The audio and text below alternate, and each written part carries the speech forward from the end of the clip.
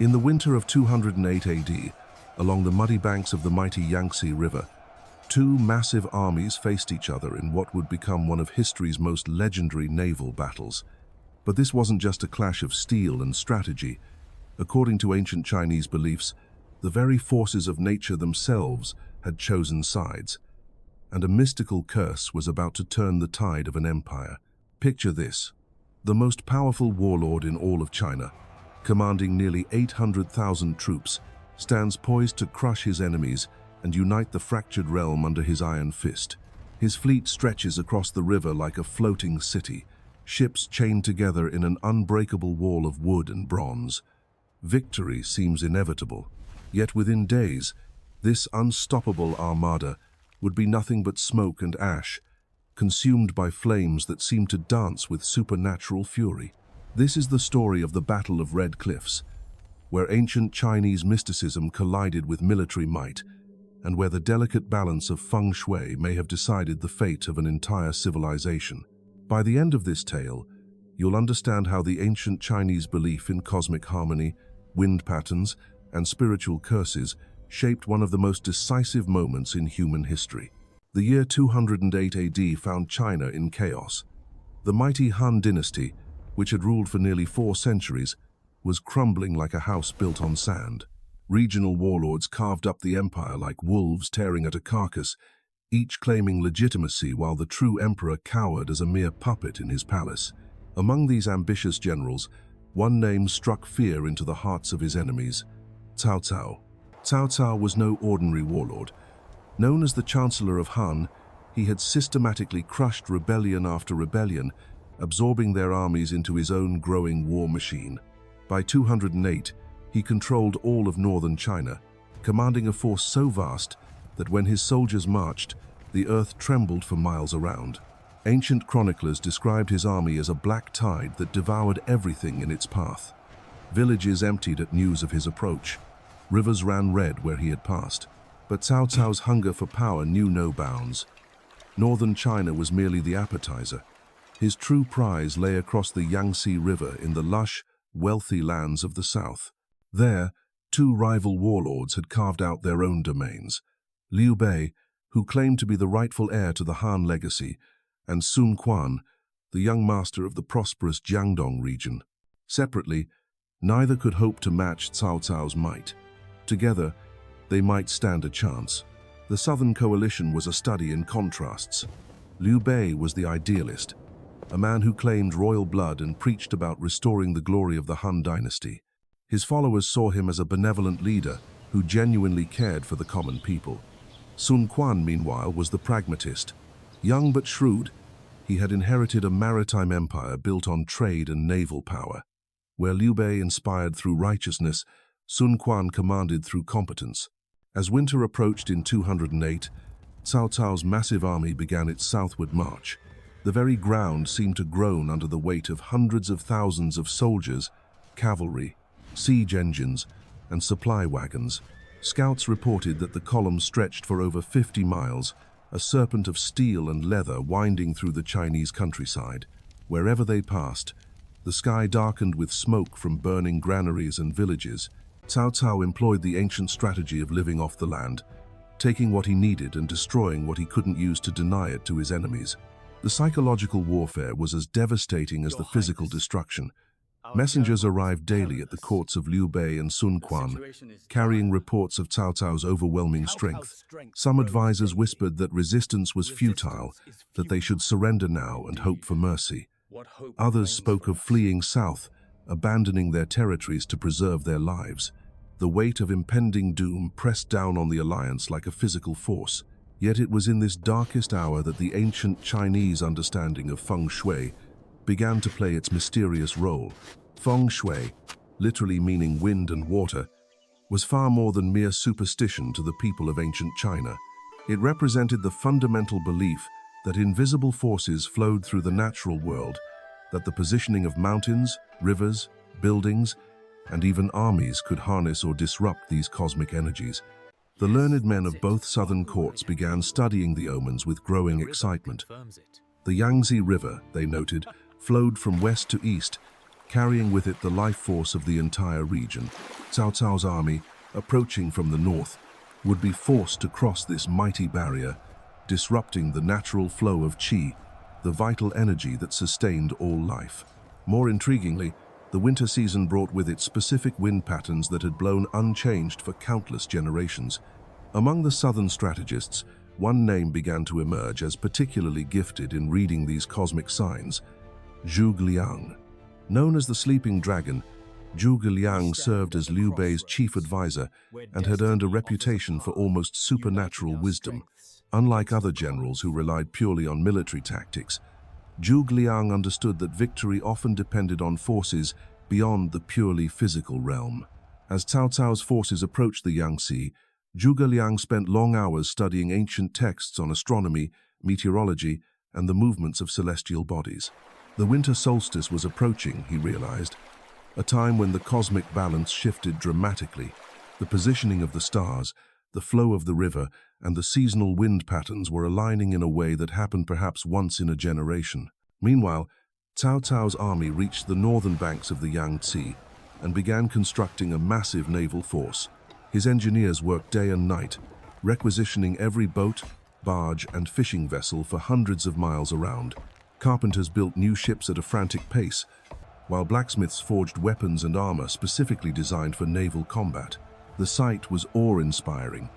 Thousands of vessels of junks bristling with catapults to simple every size and description, from massive war-fishing boats pressed into military service. But Cao Cao faced a fundamental size, was composed primarily of northern problem. His army, despite its overwhelming cavalrymen and foot soldiers who had never fought on water, the Yangtze was not some gentle but a mighty river over a mile wide in stream, to be forded on horseback, places with treacherous currents and unpredictable weather patterns. His men, accustomed to the solid ground of northern battlefields, found themselves queasy and disoriented on the rolling decks of ships. To compensate for this disadvantage, Cao Cao's engineers devised what seemed like a brilliant solution. They began chaining his ships together with massive iron links, creating floating platforms that would provide stability for his landlubber troops.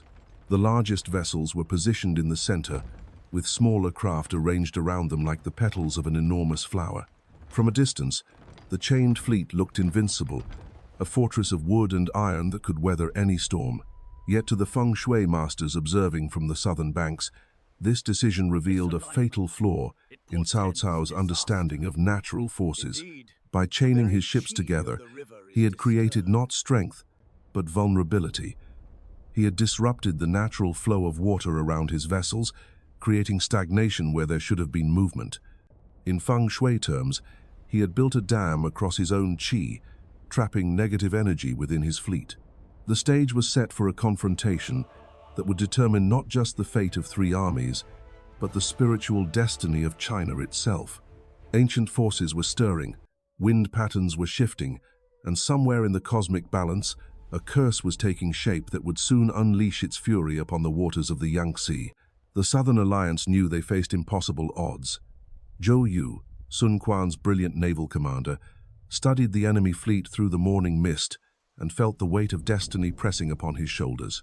At 34 years old, he was considered one of the finest military minds in all of China, yet even his tactical genius seemed insufficient against such overwhelming numbers. The chained ships stretched across the river like a city built upon the water, their banners snapping in the winter wind.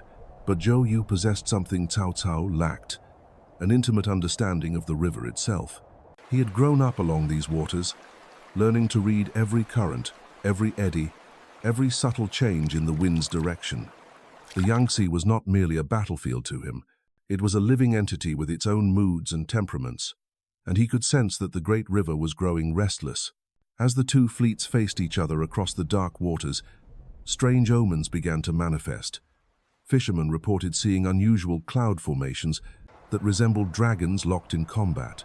Birds flew in patterns that defied explanation, circling the enemy fleet as if marking it for some terrible fate. The water itself seemed different, taking on an oily sheen that reflected the winter sun in unsettling ways.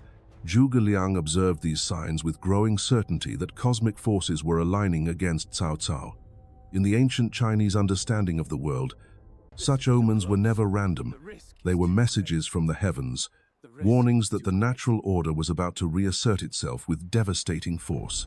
The northern warlord, in his arrogance, had positioned his fleet in direct opposition to the flow of seasonal winds and the spiritual currents that governed this sacred waterway. The feng shui implications were staggering. Cao Cao had anchored his massive fleet at a bend in the river where the water naturally wanted to flow eastward toward the sea.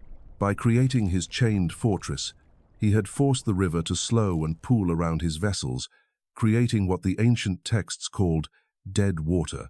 In feng shui philosophy, stagnant water was the breeding ground for negative qi, a magnet for misfortune and disaster. More critically, the positioning violated every principle of harmonious placement. The fleet blocked the dragon lines, those invisible channels through which cosmic energy flowed across the landscape. Ancient Chinese generals knew to position their armies in harmony with these forces, not in opposition to them. Cao Cao's engineers, focused purely on military logistics, had inadvertently created a spiritual battleground where the very forces of nature would turn against them. As December deepened, the wind patterns began to shift in ways that local weather watchers found deeply unsettling. For generations beyond memory, winter winds along this stretch of the Yangtze had blown from the northwest, carrying the cold breath of the northern steppes down toward the warmer southern valleys.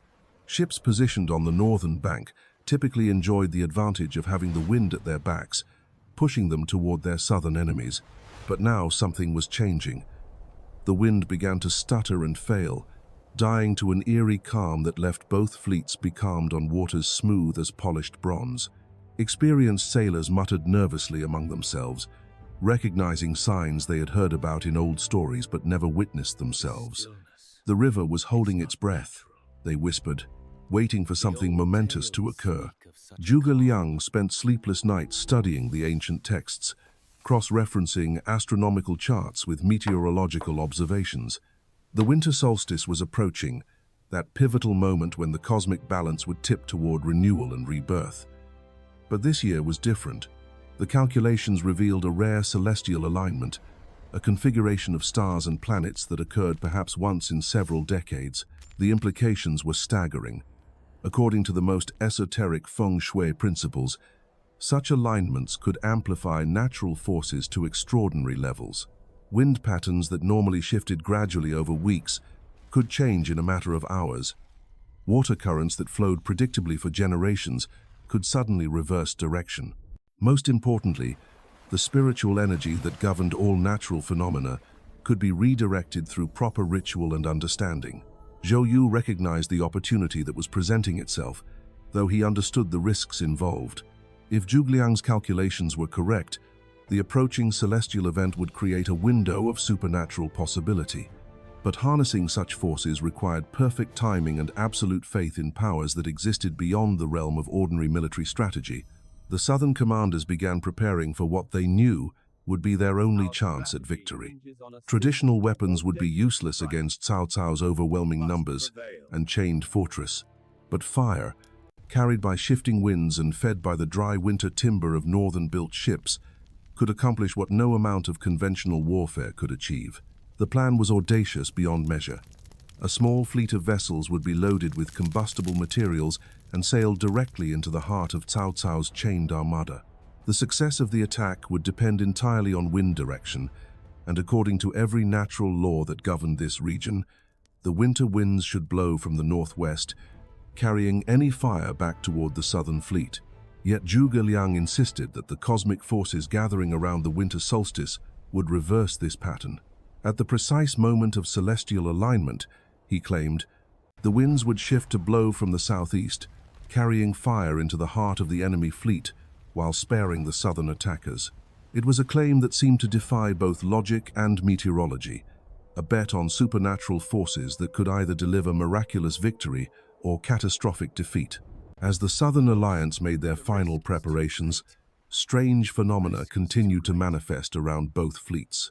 The water began to emit a phosphorescent glow at night, as if lit from within by ghostly flames. Fish died in massive numbers, floating belly up in patterns that resembled ancient Chinese characters when viewed from above.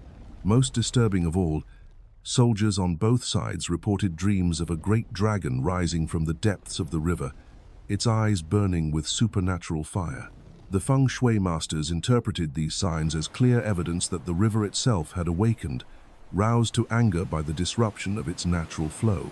The dragon of the Yangtze, they declared, was preparing to reclaim its domain from the foreign invaders who had dared to chain their vessels across its sacred waters. The final preparations began as the celestial alignment drew near. In the southern camps, priests and feng shui masters worked through the night, constructing ritual altars according to ancient specifications. These were not mere superstitions to the Chinese mind, but practical tools for channeling the invisible forces that governed wind and water. Incense burned continuously, sending prayers skyward while astronomers tracked the movement of stars with instruments passed down through generations of scholars. Huang Gai, a veteran general in Sun Quan's service, volunteered for what appeared to be a suicide mission. His weathered face bore the scars of countless battles, yet even this hardened warrior understood he was about to participate in something beyond ordinary warfare. The ships selected for the fire attack were loaded with oil-soaked timber, dried reeds, and sulfur compounds that would burn with intense heat. Hidden beneath these combustible materials were smaller boats that would allow the attackers to escape once the flames took hold. The psychological preparation was as crucial as the physical. Huang Gai sent messages to Cao Cao's camp, claiming he wished to defect from the Southern Alliance. Such defections were common as the balance of power shifted, and Cao Cao's intelligence officers found nothing suspicious in the veteran general's offer. The northern warlord, confident in his overwhelming superiority, welcomed another high-ranking enemy commander into his ranks. But as the appointed night approached, the very air seemed to thicken with anticipation. Soldiers on both sides reported an oppressive feeling, as if the atmosphere itself was charged with invisible energy. The water grew unnaturally still, reflecting the stars like a mirror. Not even the smallest ripple disturbed the surface, creating an eerie silence that made every whisper seem to echo across the river. Zhuge Liang stood upon a specially constructed altar, his robes whipping in winds that seemed to blow from all directions at once. For 3 days and nights, he had maintained his vigil, performing rituals that combined Taoist philosophy with practical meteorology. His calculations indicated that the celestial alignment would reach its peak at the 3rd hour after midnight, when the constellation of the Azure Dragon would pass directly overhead. The ancient texts spoke of such moments as cracks in the fabric of reality, times when the will of a learned practitioner could influence the fundamental forces of nature. But the cost of failure would be catastrophic.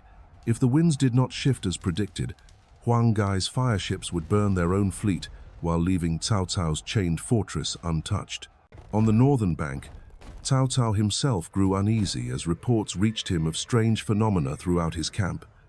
Horses reared without cause, their eyes rolling white with terror. Guard fires flickered and danced, despite the still air.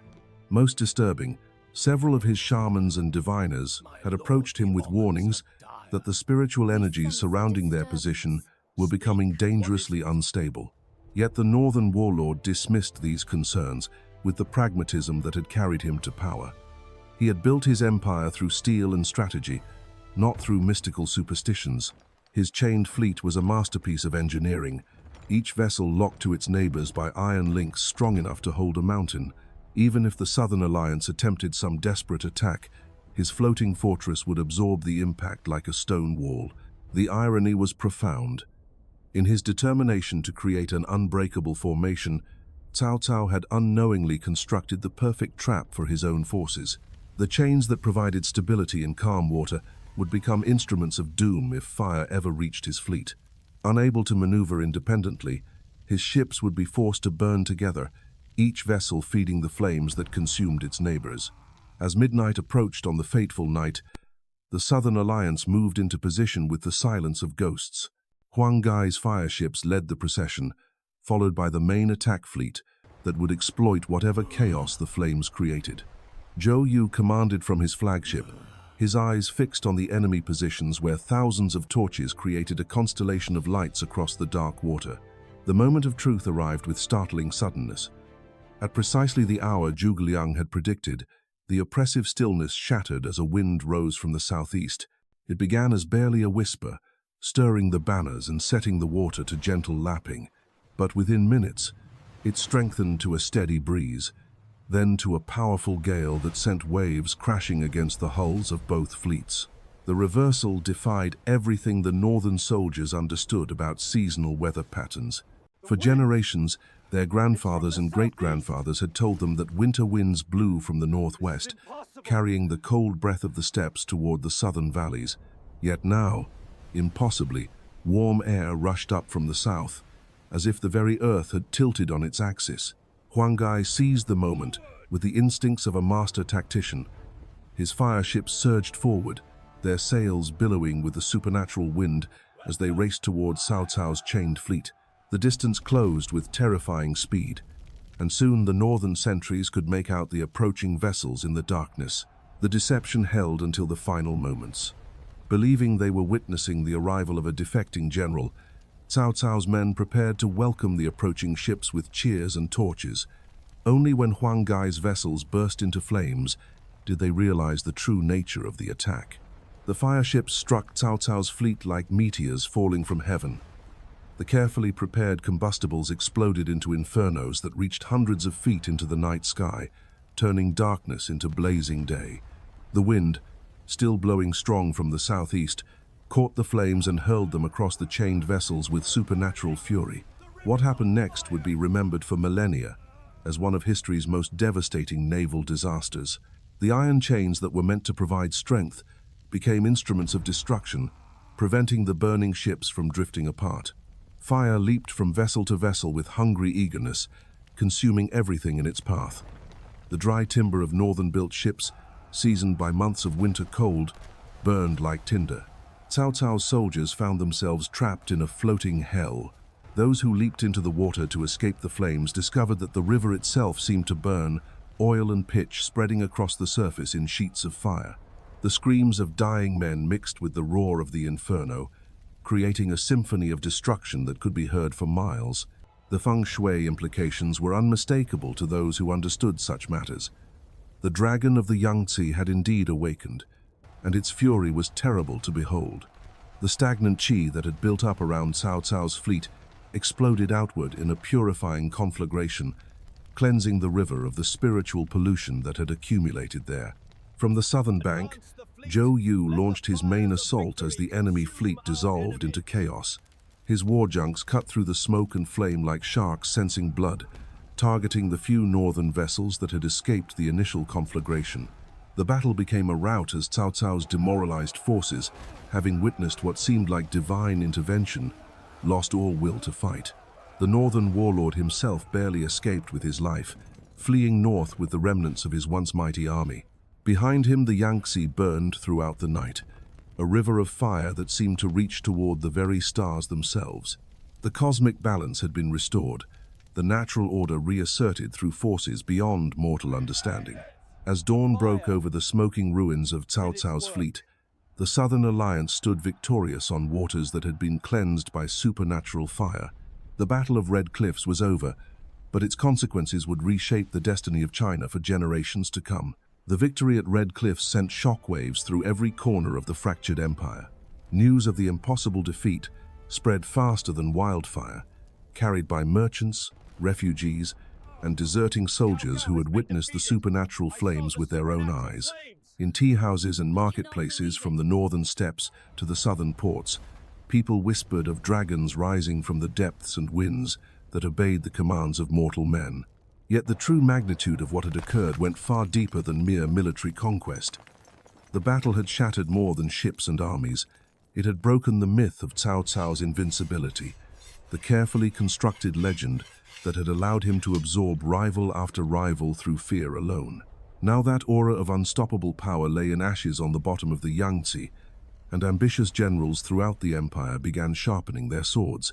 The feng shui masters who had witnessed the conflagration understood they had participated in something unprecedented. Never before had the cosmic forces responded so dramatically to human ritual and calculation. Zhuge Liang's ability to read the celestial signs and channel them into devastating military advantage established him as perhaps the greatest strategist of his age. His reputation for supernatural wisdom spread throughout the land, growing with each telling until he became as much legend as man. But the curse of Red Cliffs extended beyond the immediate aftermath. Cao Cao's defeat had torn open the fabric of Chinese unity, creating wounds that would fester for generations. The empire that had stood as one for centuries now fragmented into three distinct kingdoms, each claiming legitimacy while viewing the others as usurpers. The age of division had begun, an era where brother would fight brother and the land would know no peace. In the years that followed, armies would clash again and again across the bloodied soil of China.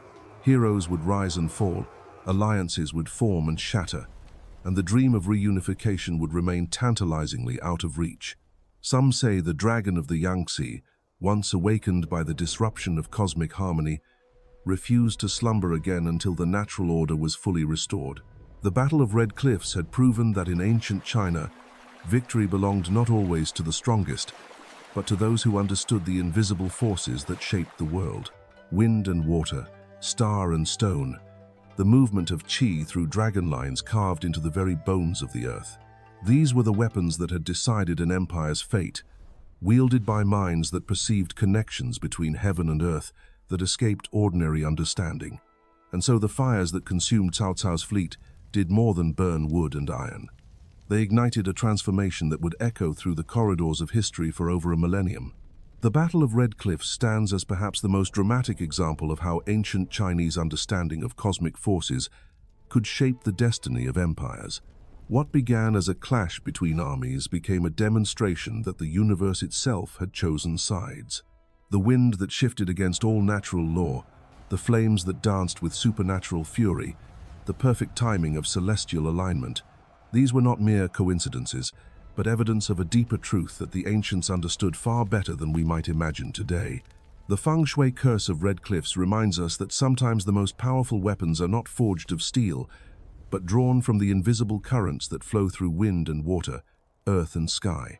In a world where we often dismiss such beliefs as primitive superstition, perhaps we should pause and wonder what forces we ourselves might be ignoring. The next time you feel the wind change direction unexpectedly, or notice how certain places seem to carry an energy all their own, remember the lesson of the Yangtze. Sometimes the universe is trying to tell us something. The question is whether we possess the wisdom to listen and the courage to act when the cosmic tides begin to turn.